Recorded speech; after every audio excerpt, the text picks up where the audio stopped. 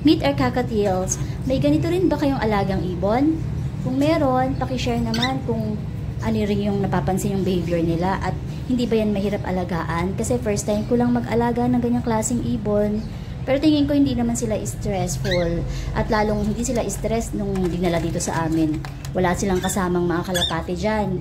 Kasi yung kalapati namin andon, busy sa Flyers Loft. Lumilipad na sila.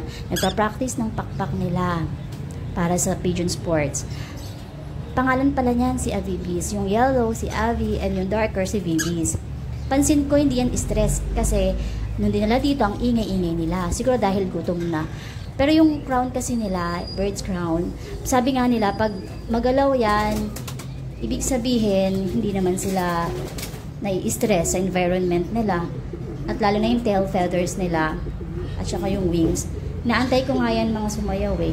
Hindi ko pa alam kung paano yung turuan kumanta, sumayaw. Pero alam ko, napaka-playful niyan at hindi mahirap alagaan at lalong hindi maselan sa lahat ng klase ng ibon. Kala ko nga ano yan, parrot. Pero may kaibahan pala yan sa parrot. Para siyang ka-family ng parrot, mini parrot. Ang cute niya tignan, diba? Kung papansinin mo, nakikinig talaga sila.